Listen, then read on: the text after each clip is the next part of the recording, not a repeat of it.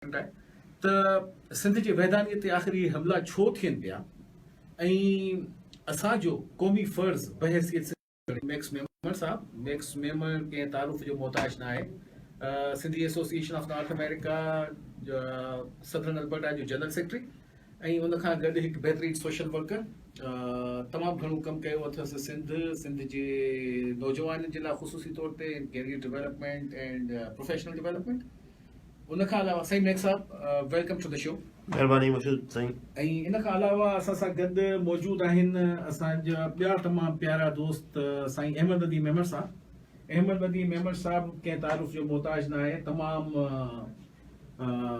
बहितरीनु social worker, Indus association of Canada जो president ऐं उन खां अलावा थर में जेको स्पेशली पोयनि 2 सालनि खां वठी जेको कमु हले पियो तंहिंमें अहमद नदीम मेमर साहब जी तमामु वॾी कंट्रीब्यूशन आहे। साईं अहमद साहब वेलकम टू द शो। साईं महिरबानी। हाणे हिन प्रोग्राम खे शुरू करण खां पहिरीं ऐं असां कोशिशि कंदासीं त हिन खे सुवाल जवाब वारे सेशन वारे स्टाइल सां न हलायूं, बल्कि हिन प्रोग्राम खे थोरो इंटरेक्टिव तरीक़े सां रखूं, जंहिंमें असां हिक ॿिए खां सुवाल बि पुछंदासीं पिया ऐं हिक ॿिए खां ई जवाब बि तलब कंदासीं पिया, ताकी जेको आहे सो असां इन शइ खे सो सही तरीक़े सां डिस्कस करे सघूं एज़ अ टीम। पर प्रोग्राम जी शुरूआत में उन खां पहिरीं जो असां इन डिफरेंट मौज़ूअनि ते हलूं या क्वेश्चन्स ते हलूं, ऐं चाहियां थो त थोरो तव्हां सभिनी दोस्तनि खे बैकग्राउंड ॾियां सिंध जे तारीख़ जे हवाले सां। जेकॾहिं असां सिंध जी तारीख़ खे ॾिसूं था त सिंध जी तारीख़ खे असां 3 फेज़िस में बल्कि 10 फेज़िस में असां विराए सघूं था। पहिरीं तारीख़ उहा जेका 712 खां पहिरीं जी आहे, यानी कि मोहम्मद बिन कासिम जे सिंध में अचण खां पहिरीं जी तारीख़, जेका 5000 क़ब्ल मसीह ताईं वञे थी। यानी कि सिंध जी जेका हिस्ट्री आहे जेका हिन वक़्त ताईं असां ॿुधी आहे या पढ़ी आहे, उहा 7000 साल क़दीम तहज़ीब आहे सिंध जी। ऐं सिंध हमेशह हिकु आज़ाद मुल्क जे तौर ते हिस्ट्री में रहियो आहे। इवन जॾहिं मोहम्मद बिन कासिम आयो तॾहिं बि सिंध तंहिंजो इलाइक़ो तमामु वसी हो, पंजाब जा बि उन में टुकड़ा हुआ, मुल्तान उन जे कंहिं वक़्त में गादीअ जो हंध बि रहियो आहे। ऐं सिंध पंहिंजी entity as a independent country, as a independent nation हमेशह इंटैक्ट रखी आहे। ऐं जेकॾहिं मोहन जो दड़ो जे आसारनि खे ॾिसो था त उन जे अंदरि तव्हांखे ॾिसंदा तव्हांखे महसूसु थींदो त उन वक़्त जो गलियूं घटियूं सफ़ाइयूं स्विमिंग पूल, उन वक़्त जी तव्हां ॾिसो त जेको अंडरग्राउंड सेवरेज सिस्टम जेको अॼु असांजे पाकिस्तान या सिंध जे हिसनि में जेको अणलभ आहे, उहो निज़ाम उन दौर में उते मौजूदु हो। त हिकिड़ो उहो दौर हो सिंध जो तरक़ी ख़ुशहाली जो ऐं माण्हुनि खे पंहिंजे मर्ज़ीअ सां पंहिंजी ज़िंदगी गुज़ारण जो स्टाइल। उन खां पोइ 712 में मोहम्मद बिन कासिम अचे थो, इस्लामिक जेको दौर आहे सो शुरू थिए थो सिंध में। राजा दाहिर खे शिकस्त थिए थी, मोहम्मद बिन कासिम टेक ओवर करे थो। उन खां पोइ अॻियां 300-400 साल सिंध जेको आहे सो इस्लाम जे इन्फ्लुएंस में रही, जेका अॼु बि उन इन्फ्लुएंस में आहे, पर उन इन्फ्लुएंस जी इब्तिदा 712 खां थी। इहो ॿियो दौर हो सिंध जो जेको असांखे ॾिसण में अचे थो। ऐं उन ई दौर में 400 सालनि जी कंट्रीब्यूशन खां पोइ इस्लामिक जेको हिकिड़ो पीरियड रहियो, तंहिंखां पोइ इन दौर में सम ऐं सुमर उन्हनि जो दौर शुरू थी वियो, जेको बि 300-350 सालनि ते मुहित इहो दौर रहियो, जेको प्योरली सिंध जे माण्हुनि खे हुकुमरानी जी जेका आहे सा वापसि सघ उन दौर ॾिनी। ऐं उन खां पोइ जेको टियों जेको दौर अचे थो, उन दौर में सिंध जेका आहे सा वरी पंहिंजी हुकुमरानी जे हक़ खां महिरूम थी वई, जॾहिं अरगून, तुर्खान ऐं मुग़ल उन्हनि अची सिंध ते कंट्रोल कयो ऐं उन्हनि सिंध खे जी इंडिपेंडेंट मुल्क जी हैसियत सां उनखे कैप्चर करे उनखे पंहिंजी हुकुमरानी सां हलायो। त इहो हिकिड़ो ॿियो दौर आहे जेको काफ़ी तारीख़ दौर आहे असांजे सिंध जे पॉइंट ऑफ व्यू खां, जंहिंमें असां जाम सारियूं शहादतूं बि ॾिठियूं, कुर्बानियूं बि ॾिठियूं माण्हुनि जूं। उन खां पोइ मुग़लनि खां पोइ कुझु अरसे जो हिकिड़ो दौर आहे जेको कल्होड़नि जो आयो, ऐं इहा असांजी बदकिस्मती चइजे या तारीख़ जी ज़्यादती चइजे त इन कल्होड़े दौर जे ख़ात्मे ते ही जेको आहे सो ब्रिटिश राज 1847 में असां फॉर्मली जेको आहे सो ब्रिटिश कॉलोनी जो हिसो थी वियासीं सिंध। ऐं सिंध उहो पहिरियों दफ़ो हो जॾहिं सिंध खे बॉम्बे प्रेसिडेंसी में शामिल कयो वियो ऐं पहिरियों दफ़ो हिस्ट्री में सिंध पंहिंजी इंडिपेंडेंट हैसियत जेका आहे सा विञाए वेठो। इहो पहिरियों दफ़ो हो जो सिंध बॉम्बे जो हिसो थी वियो ऐं उनजो जेको प्रोविंशियल जेका ऑटोनॉमी हुई उहा कंप्रोमाइज़ थी।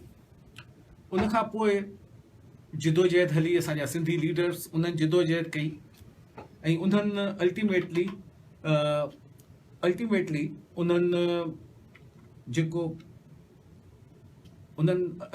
उन्हनि जे जेको दौर हो अंग्रेज़नि जो, उहो 90 सालनि ते मुहित रहियो, जंहिंमें सिंधी जा जेके तमामु वॾा सिंधिया लीडर्स हुआ उन्हनि काफ़ी हद ताईं हिकिड़ी शॉर्ट ब्रेक वठंदसि ऐं उन खां पोइ तव्हां सां वापसि ॻाल्हायां थो। दोस्तो, असां सां गॾु ई रहिजो। हीउ पहिरियों दफ़ो आहे जो असांजो प्रोग्राम अॼु फेसबुक ते लाइव स्ट्रीम थिए पियो ऐं हज़ारें दोस्त असांजा सिंध में ऐं सॼी दुनिया में हिन प्रोग्राम खे ॾिसी रहिया आहिनि। तव्हां सभिनी दोस्तनि खे सलाम। ऐं थोरो वॉल्यूम जे हवाले सां कॉमेंट्स आया पिए त असांखे कोन पियो नज़र सही ॿुधण में अचे। होपफुली हाणे तव्हांखे बहितर ॿुधण में ईंदो हूंदो दोस्तो। त मूं ॻाल्हि पे कई सिंध जे तारीख़ जी, त 1847 में सिंध पहिरियों दफ़ो जेको आहे सो अंग्रेज़नि जे कंट्रोल में आई ऐं उनखे बॉम्बे प्रेसिडेंसी जो हिसो बनायो वियो। इहो पहिरियों दफ़ो हो जॾहिं सिंध पंहिंजी जेका आइडेंटिटी आहे एज़ अ कंट्री उहा विञाए वेठो ऐं उनखे बॉम्बे सां जेको आहे सो इलाक़ो उनजो कयो वियो, जंहिंजे ख़िलाफ़ पहिरियां 30-40 साल त कंहिं आवाज़ कोन कढियो, पर पोइ उन खां पोइ सिंध जा जेके उन वक़्त जा नौजवान हुआ उन्हनि तहरीक हलाई ऐं उन्हनि इहो पंहिंजो वॉइस रेस कयो। 1909 खां वठी इहो आवाज़ जेको आहे सो रेस थियो ऐं अल्टीमेटली 1935 में सिंध खे बॉम्बे प्रेसिडेंसी खां आज़ादी मिली ऐं सिंध खे वरी वापसि पंहिंजी हिकिड़ी शनाख़्त मिली। उन वक़्त ताईं जेसि ताईं 1947 में पाकिस्तान आज़ादु थियो ऐं उन वक़्तु सिंध जेको आहे तंहिंखे वरी पहिरियों दफ़ो पंहिंजो जेको कंट्री जो हिकिड़ो स्टेटस हो उनखे विञाए हिकिड़ो सूबे जे हैसियत सां उनखे बहाल कयो वियो पाकिस्तान जे मौजूदा निज़ाम में, जंहिं निज़ाम में सिंध अॼु बि मौजूदु आहे। त इहा सिंध जी जेका आहे सा हिकिड़ी तारीख़ी हिस्ट्री रही आहे। उन खां पोइ सिंध वन यूनिट जो हिसो रहियो ऐं सिंध में डिविज़नल बेसिस इन क़िस्म जा थिया। कुझु दौर हिकिड़ो अहिड़ो हो कलोड़नि जो बि, जंहिंजे अंदरि सिंध खे जेको आहे सो एडमिनिस्ट्रेटिव यूनिट्स में विरायो वियो हो।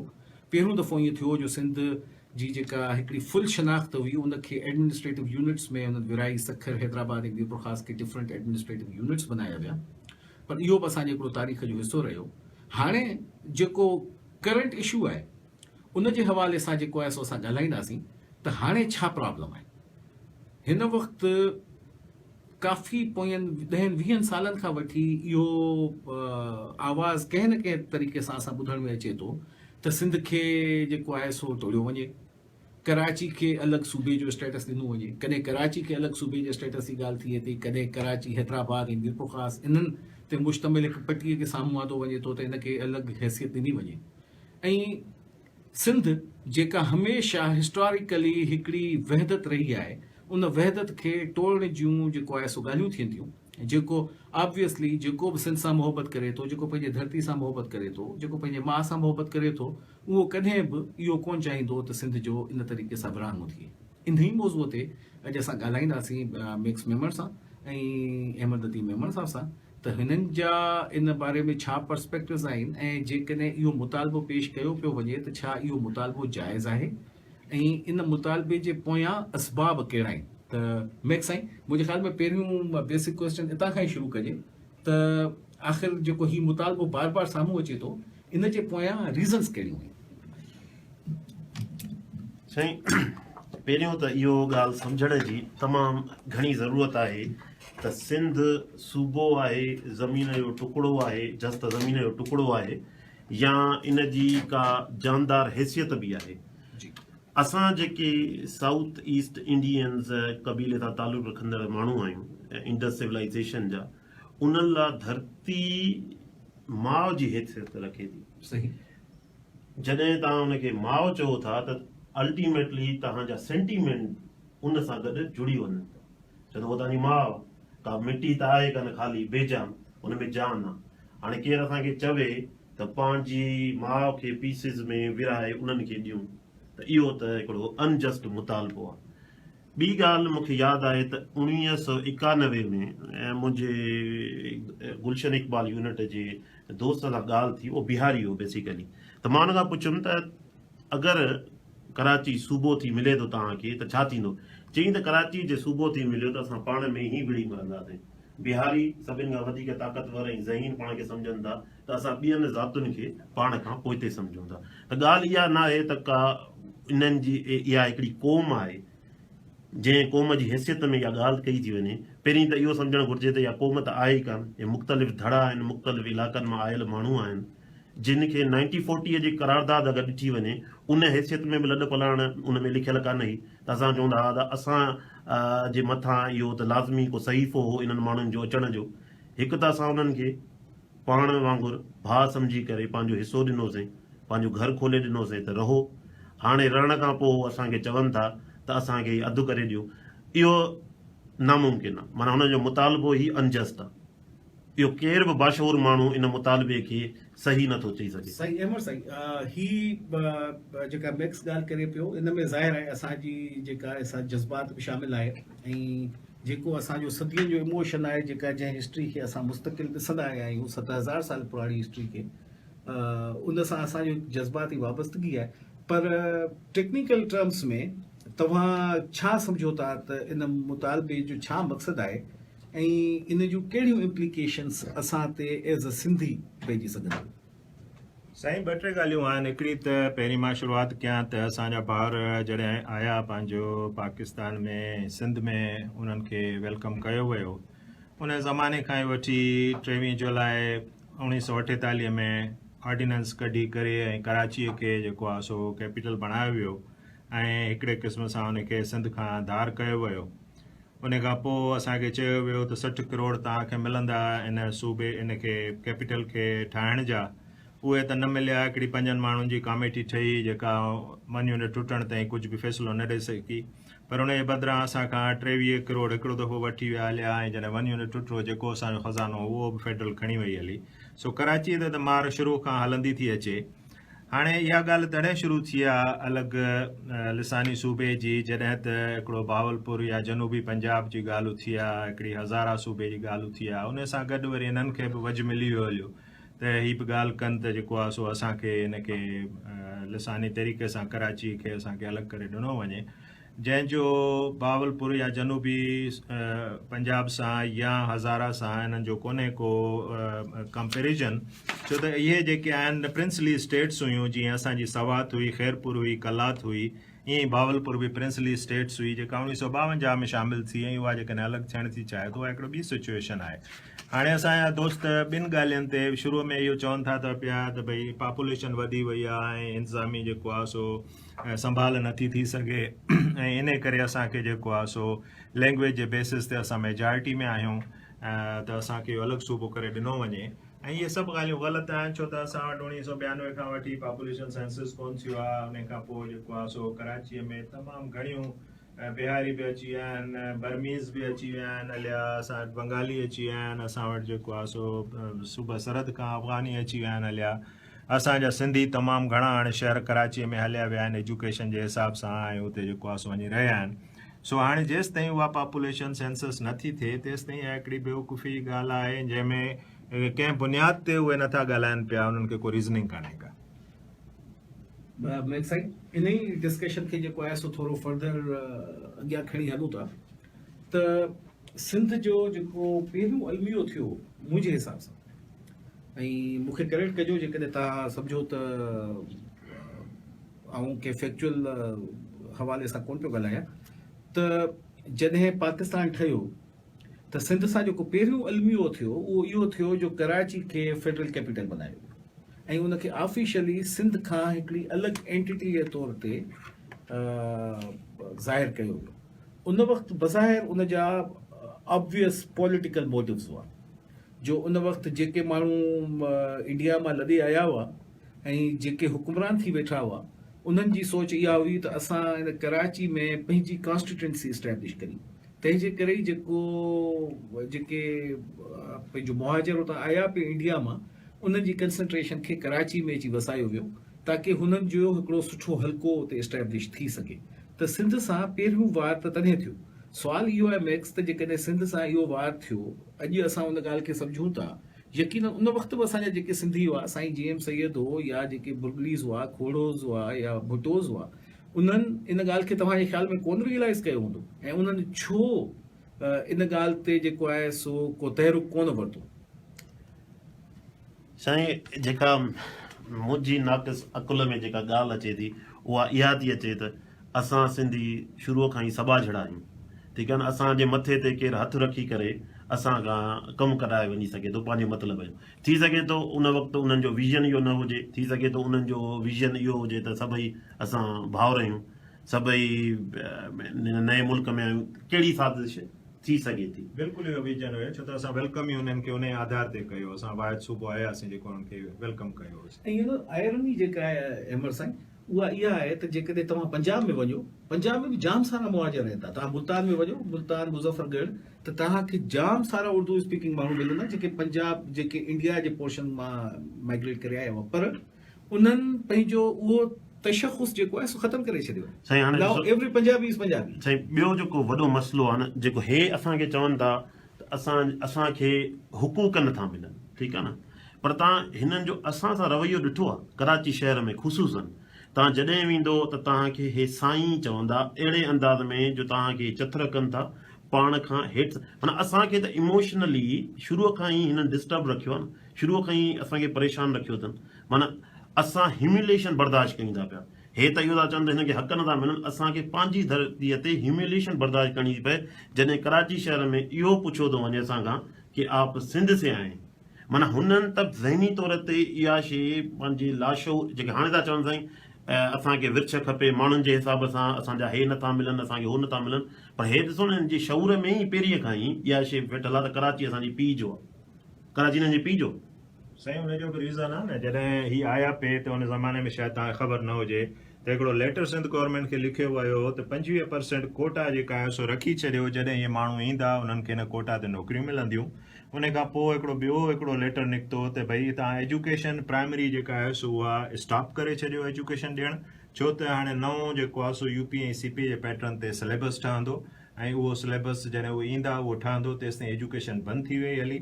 उन खां पोइ पीर अलाई बख्श साहब अपॉइंट कयो अबा हलीम खे, उनखे वाइस चांसलर ठाहियईं सिंध यूनिवर्सिटी जो, ऐं उन जेको आहे सो साल ॿिनि खां पोइ चयो त जेको आहे सो न यूनिवर्सिटी खे मूंखे हैदराबाद खणी वञो, सिंध में खणी वञो, मूंखे न खपे, मूंखे कराची में ॿी यूनिवर्सिटी में मां कमु कंदुसि। उन ज़माने में 2000 स्टूडेंट हुया जिन खे इम्तिहान ॾियण जी इजाज़त न ॾिनी वई ऐं उन्हनि जो इम्तिहान में न वेहणु ॾिनो वियो, त 2000 उन ज़माने में स्टूडेंट डिग्रियूं न वठी सघिया जेके सिंधी हुया। सो हाणे इहे सभु शुरूअ खां वठी 1948 खां वठी इहे ज़ुल्म थींदा हलिया। ऐं ॿियो जेको तारीख़ी तौर ते आउं सम्झां थो त सिंध सां जेका हिकिड़ी ॿिखियाई थी उहा इहा थी त सिंध में कॾहिं बि जेको तव्हां जंहिं तरीक़े सां तव्हां पंहिंजे मुहाजिर भाउरनि खे वेलकम कयो कराची में या सिंध जा जेके शहर हुआ उन्हनि में उन्हनि जे कंसंट्रेशन खे वेलकम कयो ऐं इवैक्यू ट्रस्ट जे तहत उन्हनि खे जाइदादूं मिलियूं। तव्हांखे ख़बर आहे त इहो इवैक्यू ट्रस्ट अॼु ॾींहं ताईं एग्ज़िस्ट करे थो, यानी कि अॼु बि जेका हिंदुअनि जी छॾियल जाइदाद आहे उहो को सिंधी एक्वायर नथो करे सघे according to law, according to constitution. ऐं उन में से मसइलो इहो थियो त हिंदुअनि वटि असांजे हारियुनि जूं ऐं ज़मींदारनि जूं ज़मीनूं गिरवी रखियल हुयूं, जेके उन्हनि खे ओधर खपी पे या पैसा खपिया पे उन्हनि उनखां वरिता। त जॾहिं हिंदू हितां निकाल ॾिनो वियो, हितां हलिया विया, उहे जेके सिंधियुनि जूं ज़मीनूं हुयूं जेके उन्हनि वटि गिरवी रखियल हुयूं उहे बि सिंधियुनि खे वठण जी इजाज़त न ॾिनी वई ऐं उहे बि असांजे महिरबाननि खे उहा ॾेई छॾी वई त सिंधी पंहिंजी ज़मीनुनि खां बि जेको आहे सो महरूम थी विया हलिया। हालांकि इन रेगुलेशन में उन्हनि खे उहे ज़मीनूं मोटी मिलनि हा त बहितर हुयो। दोस्तो ही डिस्कशन असांजो जारी रहंदो। हींअर टाइम थियो आहे हिकिड़े शॉर्ट ब्रेक जो, असां सां गॾु रहिजो ऐं असां थोरी देरि में वरी वापसि अचूं था ऐं पंहिंजे प्रोग्राम खे कंटिन्यू करियूं था। दोस्तो असां सां गॾु रहिजो। प्रॉपर्टीज़ खे कहिड़े तरीक़े सां अॼु बि असांजे लाइ उहे प्रॉपर्टीज़ बैन आहिनि ऐं अॼु बि कानून जे मुताबिक़ उहे जेके असांजा ॿाहिरिनि मुल्कनि मां जेके दोस्त आया उन्हनि जे लाइ उहे शयूं अवेलेबल आहिनि। त यानी कि इहे हिकिड़ा अहिड़ा कानून आहिनि जेके अॼु बि सिंध खे हर्ट करे रहिया आहिनि। उनखां अलावा हिकु ॿी शइ जंहिं ते थोरो साईं अहमद नदीम रोशनी विधी ऐं मैक्स आउं चाहियां थो त तव्हां बि थोरो हिन ते ॻाल्हायो, उहो आहे सेंसस जे हवाले सां। त लास्ट जेको सेंसस थियो आहे उहो 1998 में थियो। कानूनी तौर ते कॉन्स्टिट्यूशनली हर 10 सालनि ते जेको आहे सो सेंसस थियणु घुरिजे। 2008 में सेंसस थियणो उहो कोन थियो, शिफ्ट थियो 2013 ते, 2013 में कोन थियो, 14 में शिफ्ट थियो, 14 खां 15 थियो, 15 मां 16 थियो, पर सेंसस अॼु ॾींहं ताईं कोन थी सघियो। त हाणे जेको ही क्लेम अॼुकल्ह अचे थो त कराची जी आबादी 2 करोड़ आहे ऐं असां जेको आहे सो कराची में मेजॉरिटी में आहियूं, जेका ॿी साइड जेका चवे थी, जेका मुतालबो करे थी सिंध जे विरहाङे जो, त उन्हनि जो इहो क्लेम केतिरे हद ताईं जाइज़ आहे ऐं उन क्लेम खे काउंटर करण जे लाइ असांखे छा करणु घुरिजे? साईं पहिरीं माना मूंखां इहा ॻाल्हि मूंखे पहिरीं करणु घुरिजे। पहिरियों त इहो त असां सिंधी इहा ॻाल्हि ॿुधूं ई छो था, सभ खां पहिरीं त सूबो ठहे, इंतिज़ामी यूनिट ठहे। मसइलो इहो आहे त कंहिं असांखे इहो सूबो ॾिनो थोरी आहे, इहो त असांजो मुल्क हो जंहिं अहसान करे पाकिस्तान सां गॾु मिलियो। सभ खां पहिरीं त इहा ॻाल्हि सम्झणी पवंदी असांखे त असां पंहिंजी हैसियत में इन मुल्क सां जुड़िया हुआसीं। असां इन लाइ कोन जुड़िया हुआसीं त सुभाणे केर बि पनोड़ी अची करे असांखे इहो ॿुधाईंदो त हे धरती तव्हांजी न आहे, पर हिन में छो त असां हाणे मेजॉरिटी में आहियूं त असांखे कटे करे ॾियो। इहो असांखे ॿुधाइनि हा त शायदि असांजा वॾा 1940 में या 1947 में हिननि सां गॾिजंदा। पहिरियों त इहो आहे त असांखे त ॿुधणी न घुरिजे इहा ॻाल्हि कंहिं माण्हूअ जो मुतालबो, त इहा ॻाल्हि ई ग़लति आहे। हाणे अचूं था सेंसस ते, त जीअं तव्हां ॿुधायो त 2 करोड़ खां मथे जो क्लेम कनि था, तव्हां हुन में ॾिसो त हिन वक़्तु औरंगी टाउन जो इलाइक़ो आहे या अधु नाज़माबाद खां माना हिन पासे जेका साइट जे एरिया में लॻे थी, उते सभ खां ज़्यादा माण्हू जेके रहनि था उहे अफ़गानी ऐं पठान रहनि था, जिन वटि क़ौमी शनाख़ती कार्ड आहिनि, लोकल एड्रेसूं आहिनि कराचीअ जूं। ऐं उन्हनि शाही सईद वारनि जेको ANP आहे उन्हनि उन तरफ़ां सीटूं बि खटियूं आहिनि ऐं उन्हनि जी मेजॉरिटी बि आहे। ॿिए तरफ़ लियारी आहे, तव्हां ॾिसो था लियारीअ में हिकिड़ो वॾो हल्को सिंधियुनि जो रहे थो, या बलोच जेके पाण खे सिंधी कंसीडर कनि था लियारीअ में, उहे रहनि था। त हिकिड़ो ऐं ॿिए तरफ़ां असां वटि अचे थो मलीरी साइड, जिते बि घणे खां घणी तादाद सिंधियुनि में। असां चऊं था त भले हे जेको आहे सेंसस कराइनि, ऐं उन में मां नथो सम्झां त कराचीअ जे अंदरि हिन जी 40% खां मथे आबादी हूंदी जेका प्योरली उर्दू ॻाल्हाईंदड़ आहे। 60% आबादीअ में सिंधियुनि जो स्टेक आहे, बलोचनि जो स्टेक आहे, पठाणनि जो स्टेक आहे। त इहो को इन्हनि उर्दू ॻाल्हाईंदड़नि जो पूरो स्टेक कराचीअ ते न आहे। ॿी ॻाल्हि इहो त हिननि सिस्टमेटिकली तरीक़े सां असांजी ॿहिराड़ियुनि खे तबाह कयो। ॿहिराड़ियुनि खे हे जेको आहे जेके पुराणियूं सालनि खां आबादियूं, उन्हनि खे चइनि साईं तव्हांखे लीज़ न आहे, उन्हनि जे मथां KMC बिल्डोज़र घुमाए करे 15-20 सालनि में उते नया शहर आबाद कया अथनि। त सिस्टमेटिक तरीक़े सां हे त ॼण असां सां फ़लस्तीन वारो हाल कंदा था वञनि पिया, जीअं ॿियनि क़ौमुनि फ़लस्तीननि सां कयो, त असांखे माना धिकींदा था वञनि पिया झंगलनि में ऐं असां धिकजंदा था वञूं। पोइ बि हे चवनि था त हिननि खे हक़ नथा मिलनि ऐं असां पूरा हक़ पिता खाऊं हिननि जा, असां पिता माना साग सां मानी खाऊं, हे बुखिया वेठा आहिनि। असांजा त हाल ॾिसो न असां वटि नौकिरियूं आहिनि, रिसोर्सिस असांजा, गैस असांजी, तेल असांजो, पोर्ट असांजो, ऐं असां पिता पिनूं। ऐं हे चवनि माना हाणे हे था चवनि हे पढ़िया लिखिया आहिनि, तव्हां हलो लालू खेत में मूंसां हलो, सभु चुमाड़ इहे वेठा आहिनि। हे था चवनि हे क्लेम था कनि पढ़ाईअ जो। अगरि तव्हांखे सुठो एरियो ॾिसणो आहे त उहो डेवलप्ड जेको एरियो आहे उहो गुलशन इक़बाल। हाणे गुलशन इक़बाल जी बि तव्हां हालत ॾिसो त अध खां मथे जेको आहे लेमेन अनएजुकेटेड माण्हू रहनि था।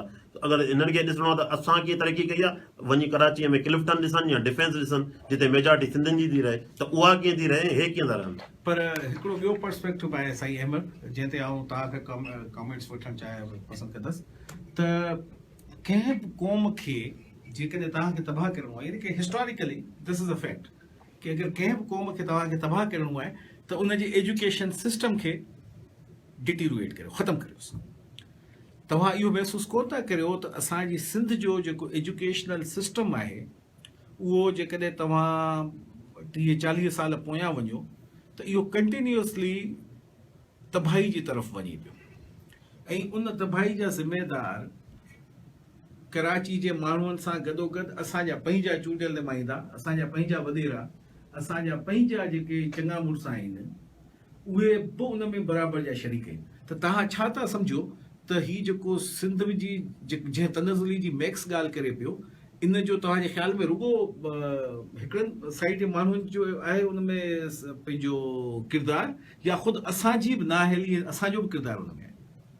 साईं मां वरी हिन ॻाल्हि खे वरी 100 साल पुठियां खणी वेंदुसि हलियो। मां मौलाना इसरार जी कल्ह हिकिड़ी डिबेट पे ॿुधी, उन इहा ॻाल्हि कई त अंग्रेज़ जॾहिं सिंध अंग्रेज़नि जे अंडर में रही त तव्हां ॾिसो त पंजाब में एचिसन कॉलेज, ॿिया कॉलेज, बावलपुर में ॿिए हंधि उन्हनि ठाराया, सिंध में को बि अंग्रेज़नि हिकिड़ो बि तालीमी अदारो कोन ठारायो जेको सिंध मदरसो आहे या असांजे मुसलमाननि ठारायो, कुझु ॿियनि क़ौमनि ठारायो, कुझु हिंदुनि ठाराया, जेके बि आहिनि अंग्रेज़नि जो को बि इंस्टीट्यूशन कोन्हे को, छो त हुननि ॾिठो त हिकिड़ी जेको आहे सो मुजाहिद क़ौम आहे सिंध, सिंधी दिलि सां अंग्रेज़नि खे पसंदि नथा कनि, सो हिननि चयो सुभाणे इहे पढ़ी पवंदा त इहे असांजे ख़िलाफ़ु थी बीहंदा। इन करे 100 सालनि खां वठी सदियुनि खां वठी सिंध जेके आहिनि सो ज़ुल्म में आहिनि, त उहो ई कमु हाणे असांजा पंहिंजा चूंडियल नुमाइंदा पिया कनि, जिन जेको आहे सो इहे घोसड़ू मास्तर भर्ती करे, छो त उहे इलेक्शन में प्रिवेंटिव ऑफिसर ऐं प्रिज़ाइडिंग ऑफिसर था थियनि ऐं उन्हनि खे ठपे ते ठपो लॻाए था ॾियनि। इन साज़िश जे तहत जेको आहे सो इहे मास्तर भर्ती कया विया आहिनि जेके पढ़ाइनि कोन था पिया। त असां हमेशह जीअं मक़सूद भाउ ॻाल्हि कई त असां हिकिड़ी निवड़ियल क़ौम आहियूं, असां हिकिड़ी अबोजड़ी क़ौम आहियूं, असां ते जेके ज़ुल्म थींदा था रहनि असां चुप करे बर्दाश्त कंदा था अचूं, पर उन जी का हद थींदी आहे। ऐं हींअर जेको इहो मौक़ो आहे त अलॻि इन्हनि खे नुमाइंदगी खपे या अलॻि इन्हनि खे सूबो खपे। रीज़न इहो था ॾियनि त 22 अरब कराचीअ खे मिलिया आहिनि ऐं 150 अरब सिंध खे मिलियो आहे। भई 150 अरब में सॼी सिंध आहे, उन हिसाब सां त 22 अरब तमामु घणा आहिनि कराचीअ लाइ। हाणे इन्हनि खे इहो सूर बीठो आहे त असांखे वधीक पैसा ॾियो, असांखे नुमाइंदगी ॾियो त असां इहे जेको आहे सो इन मां बि पैसो खाऊं, असांखे पैसो कोन्हे। बिल्कुलु सही था चओ, इतां ई कंटिन्यू कंदासीं दोस्तो, छाकाणि हीअ असांजी लाइव स्ट्रीम हली रही आहे हिन पल ऐं सॼी दुनिया में असांजा जेके दोस्त आहिनि उहे हिन प्रोग्राम खे ॾिसी रहिया आहिनि। हिन पल असांजो हिकिड़ी जेका क्विक असेसमेंट आहे उहा इहा आहे त हीउ मैसेज जेको आहे सो कोई 1.5 लख जे क़रीब सिंधियुनि खे मिनिमम उन्हनि ताईं पहुचंदो। ऐं आउं ॾिसां पियो त असांजे फेसबुक जे पेज ते इलाही सारा कॉमेंट्स बि अचनि पिया ऐं दोस्त लाइक बि कनि पिया। तव्हां सभी दोस्तनि जी वॾी महिरबानी, कुर्ब तव्हांजा। मुंहिंजो अर्ज़ु इहो आहे त जेकॾहिं तव्हां दोस्तनि खे इन गुफ़्तगू में शरीक थियणो आहे त तव्हां असांखे पंहिंजा सुवाल इन ई चैट बॉक्स में लिखी मोकिलियो पंहिंजे फेसबुक जे पेज ते, मैक्स मेमर जे या सिंधरंग कैलगरी जे। ऐं असां कोशिशि कंदासीं त मैक्स ऐं एमर साईं खां तव्हांजे उन्हनि सुवालनि जा लाइव तव्हांखे जवाब वठी ॾियूं। दोस्तो हेठि कमेंट्स में तव्हां ज़रूरु पंहिंजो ख़्यालातनि जो इज़हार कयो एंड जॉइन विथ अस। जीअं मशहूर साहब चयो त तव्हां क्वेश्चन लिखो त वी गोना आंसर इट, त बिल्कुलु क्वेश्चन लिखो प्लीज़, महिरबानी। ऐं असां कोशिशि कंदासीं त हिन क़िस्म जे सेशन्स खे जेको आहे सो मोर फ्रीक्वेंटली करियूं, छाकाणि हिन जे करे छा आहे त हिकिड़ो त इंक्लूसिवनेस वधे थी, पार्टिसिपेशन वधे थी, ऐं तंहिंखां पोइ इहो आहे त असां जनरल पब्लिक जी ओपिनियन खे बि जेको आहे सो पंहिंजे प्रोग्राम में इनकॉर्पोरेट करे सघूं था। हाणे जीअं दोस्तनि जा मैसेजेस अचणु कुझु शुरू थी विया आहिनि, थैंक यू।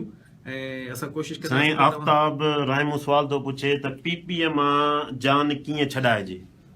इन जो ई जवाब सुठो ॾियो। हाणे सवाल हिकिड़ो मिनट इन जो मशहूर साहब जवाब ॾियण वारा, मां बि ॾींदुमि पर मशहूर साहब ॾिए थो। असां कोशिशि इहा कंदासीं त हिन प्रोग्राम खे जेको आहे सो कंहिं पॉलिटिकल एंगल खां न ॾिसूं।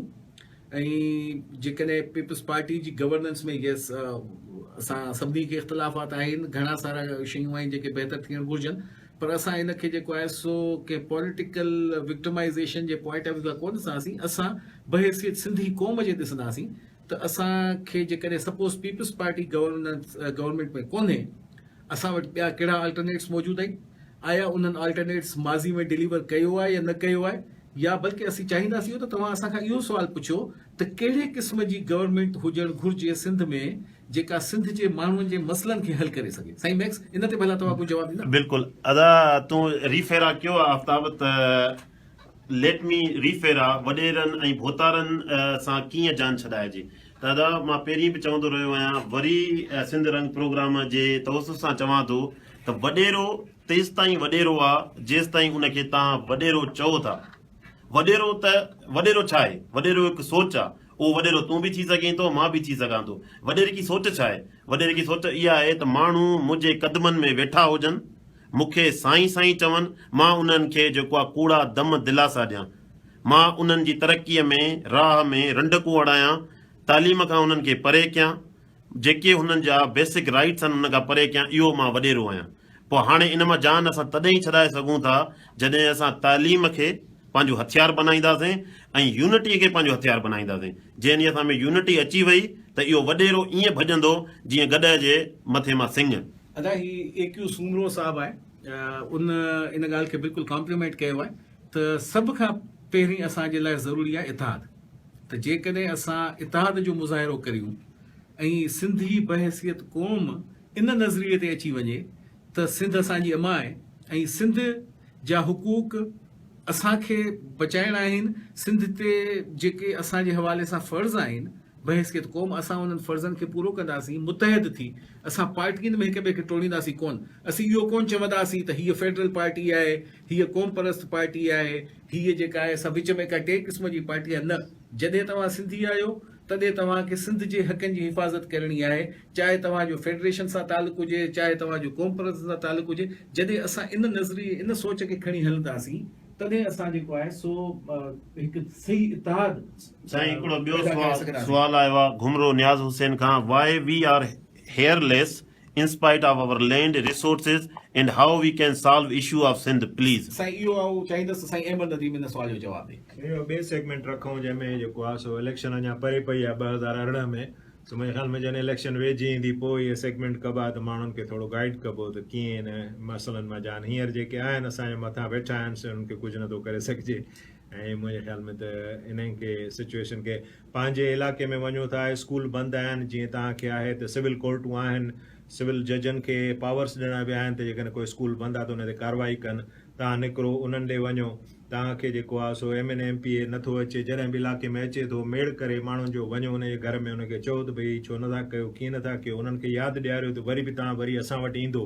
सो इहो ई हींअर फ़िलहालु तव्हां करे सघो था त उन्हनि सां वञी पोलाइटली उन्हनि सां ॻाल्हायो, उन्हनि खे यादि ॾियारियो त बाबा बाक़ी 2-3 साल पिया आहिनि, तव्हां वरी असांजे दरनि ते ईंदो ऐं जेकॾहिं हीउ कमु हींअर न करायो त तव्हांखे असां ॿीहर कंसीडर कोन कंदासीं। त मुमकिन आहे त इन वोट जे लालच में आसिरे में तव्हांजा कुझु कम थी वञनि।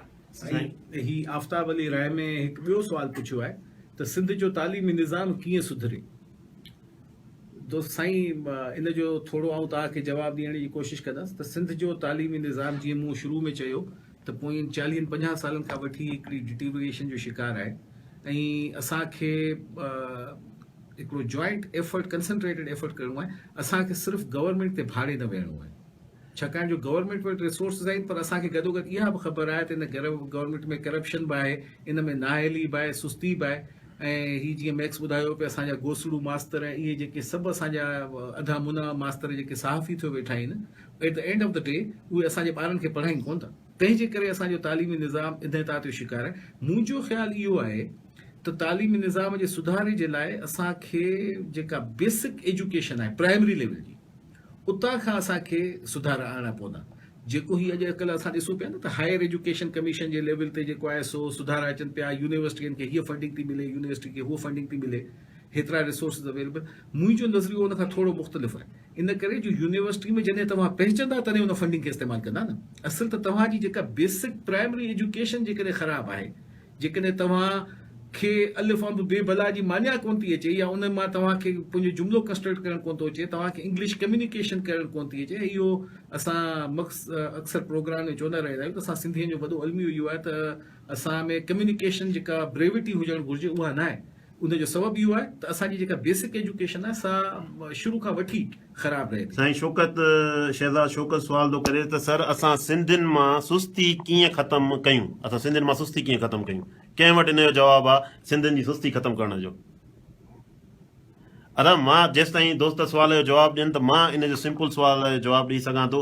सुस्ती शायदि इन ई करे बि आहे, इनखे सुस्ती त कोन थो चई सघिजे, छो त पहिरीं असां इहो अमीर हुआसीं, असांखे इन ॻाल्हि जो फ़िक्रु कोन हो त असांजी मानी मच्छीअ जो छा थींदो, छो त रिसोर्सिस असांजे कंट्रोल में हुआ।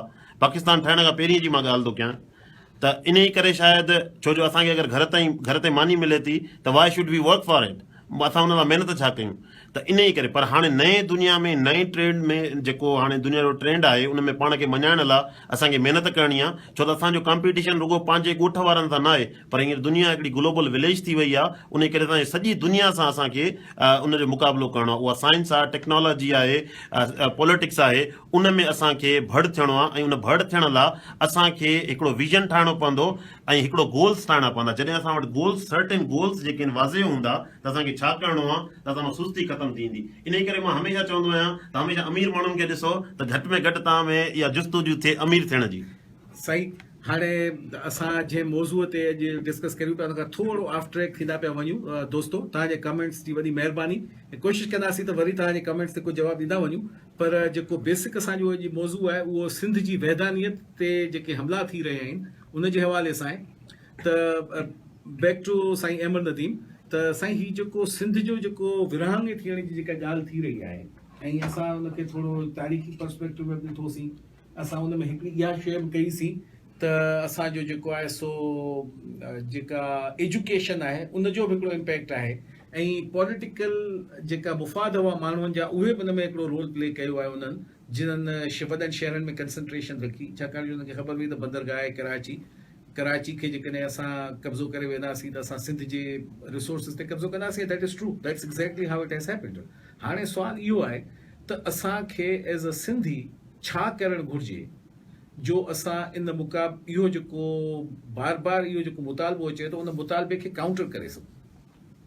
साईं, हिन में मुंहिंजो व्यू इहो आहे त जेकॾहिं तव्हां अरिड़हीं तरमीम खे ॾिसंदो आर्टिकल 239(4) में उहा चए थी त भई जेकॾहिं सूबे जी अलॻिदगीअ जो बिल जेसि ताईं 2/3 मेजॉरिटीअ में पहिरीं प्रोविंस में पास न थींदो त उन खां पोइ उहो वरी प्रेसिडेंट वटि वञी सघे थो असेसमेंट जे लाइ त भई सूबो अलॻि कजे. हाणे असांजा जेके आहिनि सो सिंध में जेको आहे सो 2/3 मेजॉरिटी कान्हे का असांजे दोस्तनि जी, ऐं उन जे लाइ उन्हनि खे इंतज़ारु करिणो पवंदो 2018 जी इलेक्शन में जेकॾहिं मेजॉरिटी में अचनि. बेसिकली हिन महिल छा आहे त इलेक्शन 2 सालनि खां पोइ अचण वारी आहे ऐं सभिनी पार्टियुनि इहो ॾिठो आहे त उन्हनि जो ग्राफ हेठि थी वियो आहे हलियो, छो त सुजाॻी अची वई आहे असांजे सिंध जे नौजवाननि में, असांजे यंग माण्हुनि में. उन्हनि खे हाणे अहसासु थी वियो आहे हलियो त उहो 10-15 सालनि खां पथा जेको आहे सो तकलीफ़ूं खणनि त हाणे उन्हनि खे तब्दीलीअ जे लाइ उहे आमादा आहिनि ऐं तयारु आहिनि. इन करे हिकिड़ो आर्टिफिशियल हिकिड़ो झगड़ो ठाहियो वियो आहे त जीअं ॿई धुरियूं पाण में चवनि असांखे ही खपे ऐं ॿी धुर चवंदी न न तव्हांखे ईअं न ॾींदासीं. जेको तव्हां गुज़िश्ते हिकु हफ़्ते में तव्हां ॾिसंदा आया हो त असेंबली में हर को माण्हू हाणे जेको आहे सो नारा बि वेठो, हाणे शेर बि वेठो थो पढ़े, तकरीरा बि वेठो थो करे त बसि असां न करे सघंदासीं. इहो रुॻो इन करे त वाह थी वञे, माण्हू चवनि असांजा सिंध जा आबोज त बाबा इहे असांखे बचाईंदा, ॿियो केरु कोन थो बचाए सघे, त जीअं वरी इहे साॻिया मुहांडरा साॻिया मोह जेके आहिनि सो वरी इलेक्शन में अची वञनि. त हाणे नेक्स्ट साईं, एज़ अ सिंधी असांखे छा करणु घुरिजे, इहो ई साॻियो सुवाल तव्हां खां. साईं, एज़ अ सिंधी असांखे सभ खां पहिरीं निंड मां उथणु घुरिजे. सभ खां पहिरीं जंहिंमहिल असां सुबुह जो निंड मां उथूं त पहिरीं शइ इहा ॾिसूं त असां हींअर किथे स्टैंड कयूं था पिया. दुनिया में सिंधियुनि जो नालो ऊंचो आहे, इन में को शक न आहे, न ई इन में को वॾा हुआ. सिंधी जिते जिते विया आहिनि उते उन्हनि पंहिंजो वॾो नाम कयो आहे, उहो बिज़नेस में हुजे, उहो साइंस एंड टेक्नोलॉजी में हुजे. इन में को शक न आहे त असां अॻिते न वधिया आहियूं, पर अञा असांखे घणो कुझु करिणो आहे. ऐं उन जे लाइ सभ खां वधीक जेका ज़रूरत आहे उहा आहे यूनिटीअ जी ऐं अकुल खां कमु वठण जी बनिस्बत जज़्बात खां कमु वठण जी. छो जो असांखे को बि मदारी डुगडुगी वॼाए नचाए सघे थो ऐं मदारियुनि खे इहा चङे नमूने ख़बर आहे त केॾी महिल इहा डुगडुगी वॼाइणी आहे ऐं केॾी महिल सिंधियुनि खे नचाइणो आहे. त अर्ज़ु इहो आहे, बार बार अर्ज़ु इहो कंदा रहिया आहियूं त मर्दारियुनि जी डुगडुगीअ ते नचणु बंदि कयो. इहे माण्हू हिकिड़े तरफ़ तव्हां सां गॾु था वियनि, ॿिए तरफ़ उन्हनि सां गॾु था वियनि जेके असांजे वसाइल जी लुट मार था कनि. हे जेको सूबे जो इशू बि उथियो आहे उहो इन ई करे उथियो आहे जो पीपल्स पार्टी ऐं जेका ॿी तंज़ीम आहे उन्हनि जो वोट जो ग्राफ सफ़ा अॼु ॿुड़ी पहुतो आहे ऐं उन्हनि खे ख़बर आहे त अगरि असां सूबे जो इहो इशू खणंदासीं, क़ौम जज़्बाती आहे, क़ौम वरी असांजे चुंगल में ईंदी. त इन्हनि जे चुंगल खां बचो, तालीम खे पंहिंजो हथियार बनायो, ॿधी कयो ऐं दुनिया खे ॿुधायो त असां हिकु क़ौम आहियूं. जॾहिं दुनिया ललकार ॿुधंदी न मिलियंस जी त उहा पाण ई पंहिंजे घर में लिकी वेही रहंदी, असांखे कुझु करण जी ज़रूरत ई कान पवंदी. साईं, तव्हांजी वॾी महिरबानी. ऐं इन डिस्कशन खे कंटिन्यू रखंदासीं. मुंहिंजे ख़्याल में इहो हिकिड़ो अहिड़ो मौज़ू आहे जेको जंहिं ते असांखे मुस्तक़िल कई सारा प्रोग्राम्स करणा पवंदा, पर अॼु जेको पाण डिस्कस कयोसीं, तव्हां सभु दोस्तनि जी महिरबानी. जेके कॉमेंट्स असांखे फेसबुक ते आया, दोस्तो फेसबुक वारा सभु दोस्त, तव्हां सभिनी जी तमामु वॾी महिरबानी. तव्हां असांखे तमामु सुठा कॉमेंट्स बि ॾिना आहिनि ऐं क्वेश्चन्स बि रेज़ कया आहिनि. जेकॾहिं आउं हिन खे समअप करियां त बहितर थींदो, छाकाणि जो टाइम हाणे काफ़ी घटि बचियो आहे. त आउं हिनखे समअप कंदुसि ऐं उन खां पोइ चाहींदुसि त साईं अहमद नदीम ऐं मैक्स मेमर बि उन जे हवाले सां पंहिंजा कॉमेंट्स ॾियनि ऐं ताकी असां इन डिस्कशन खे अॼोके ॾींहं जे लाइ कंक्लूड करियूं ऐं वरी नेक्स्ट सेशन में जेको आहे सो इन ई मौज़ूअ ते जेकॾहिं दोस्तनि जी ख़्वाहिश हूंदी त फर्दर कंटिन्यू कंदासीं. त हाणे 3 शयूं मुंहिंजे ज़हन में अचनि थियूं हिनखे समअप करण जे लाइ इन इशू खे. त सभ खां पहिरीं त जेको इहो क्लेम थिए थो त सिंध जेका आहे सा कराची जेका आहे तंहिंमें 2 करोड़ जी आबादी आहे ऐं इन में मेजॉरिटी छाकाणि जो स्टेक होल्डर्स हिकिड़ी क़ौम आहे ऐं उन जो जेको बुनियादु बनायो वञे थो सो बुनियादु बनायो वञे थो तो इलेक्शन में जेके सीट्स हो वठनि था त इन हवाले सां 2 शयूं आहिनि मुंहिंजे नज़र में जिन्हनि ते फौरी तौर ते का वर्किंग थियणु घुरिजे। नंबर 1 त जेको सेंसस बार बार डिले थिए पियो ऐं असां सॼे सिंध जा सुजाग माण्हू जेके बि आहिनि मूं ॾिठो आहे चाहे जावेद काज़ी हुजे जामी चांडियो हुजे ज़ुल्फ़कार हाले पोटो हुजे या ॿिया अयाज़ लतीफ़ पलीजो हुजे या ॿिया जेके बि इलाही सारा सिंध जा सुजाग दोस्त आहिनि उन्हनि सभिनी इहा मुहिम हलाई आहे त सिंध में सेंसस थियणु घुरिजे। उन सेंसस जे नतीजे छा थींदो त हिन पल हिकु मोहताद अंदाज़े मुताबिक़ कोई 50 लख खां मथे त सिर्फ़ु सिंधी कराची जे शहर में रहनि था ऐं अहिड़ा ई को 25-30 लख जेको आहे सो पठान ऐं ॿियूं बलोच या इन क़िस्म जूं क़ौमूं रहनि थियूं। त जेको इहो क्लेम आहे त सॼी कराची असांजी आहे इहो क्लेम कानूनी तौर ते ग़लति आहे पर छाकाणि जो असां वटि का लाइव डेटा अवेलेबल कोन्हे जो असां उन क्लेम खे काउंटर करे सघूं त सभिनी खां पहिरीं त सेंसस थियणु घुरिजे so that we may know exactly कि असां सिंधियुनि जो कराचीअ में केतिरो इन्फ्लक्स हिन वक़्तु मौजूदु आहे छाकाणि जो पोइ 10-15 सालनि में ॾाढी मास माइग्रेशन थी आहे कराची में ऐं असांजा जाम सारा दोस्त ॿाहिराणियुनि मां निकिरी शहरनि में आया आहिनि जिन्हनि पंहिंजूं एड्रेसूं वरितियूं आहिनि ऐं उन्हनि सभिनी दोस्तनि खे जेके कराची में रहनि था हिकु ख़ुशूसी गुज़ारिश इहा बि आहे त जॾहिं तव्हां कराची में रहो था त कराची जी एड्रेस अपनायो पंहिंजे शनाख़्ती कार्ड ते उहा एड्रेस लिखो पंहिंजा डोमिसाइल कराची में ठारायो ऐं वोटर लिस्ट में पंहिंजो पाण खे एज़ अ सिंधी शो करियो ऐं कराची जे वोटर लिस्ट में असां छा था करियूं जो असां रहूं था कराची में ॿारनि बचनि सां इलेक्शन थींदी तॾहिं वेकेशन गुज़ारण जे लाइ असीं हलिया था वञूं ॻोठ में उन जे करे असांखे बहसियत क़ौम नुक़सानु थिए थो त सभ खां पहिरीं त असांखे इहो शइ करणी आहे त असां कोशिशि करियूं त सेंसस थिए ऐं सिंधियुनि जो एक्चुअल जेको तइदाद आहे उनजी ख़बर पवे। नंबर ॿी ॻाल्हि त जेको पॉलिटिकली मोटिवेटेड डीलिमिटेशन्स ऑफ सीट्स थियूं हुयूं कराचीअ में इन अर्ली 2000 जंहिंजे बुनियाद ते मिसाल जे तौर ते मलीर हेॾो वॾो ज़िलो आहे उन वटि हिकिड़ी सीट आहे क़ौमी असेंबली जी ऐं जेकॾहिं तव्हां कराची ईस्ट में हलिया वञो जेतो थिकली पॉपुलेटेड हिकिड़ी कंसंट्रेशन आहे उन में तव्हांखे मल्टीपल क़ौमी असेंबली सीट्स मिलंदियूं त इहा जेका हल्का बंदियूं थियूं हुयूं इन्हनि हल्का बंदियुनि खे नए सिरे सां रिवाइज़ थियणु घुरिजे इन करे जो इहे जॾहिं रिवाइज़ थींदियूं तॾहिं असांखे जेको आहे सो सही रिप्रेज़ेंटेशन आबादी जे तनासुब जे बुनियाद ते माण्हुनि खे मिलणु घुरिजे त उन जे करे छा आहे त जेके सीट्स आहिनि उहे विरहाइजी वेंदियूं 4 सीटूं जेको आहे सो जेकॾहिं को सिंधी स्पीकिंग का एरिया आहे का पॉपुलेशन आहे त उन्हनि जो बि हक़ आहे उन्हनि खे मिलणु घुरिजे जेकॾहिं पठान रहनि था हलो उन्हनि जेकॾहिं लीगली या इलीगली जेकॾहिं सपोज़ असांजी नेशनलिटी सिंध जी वरिती आहे डोमिसाइल बि वरिता आहे अज्यूमिंगली त हलो ठीकु आहे उन्हनि खे पोइ उन क़िस्म जी रिप्रेज़ेंटेशन मिले जेकॾहिं असीं चऊं त क्लेम था करियूं त Karachi is an international city त पोइ फेयर इनफ लेकिन डीलिमिटेशन्स थियणु घुरिजनि विदाउट एनी पॉलिटिकल इन्फ्लुएंस।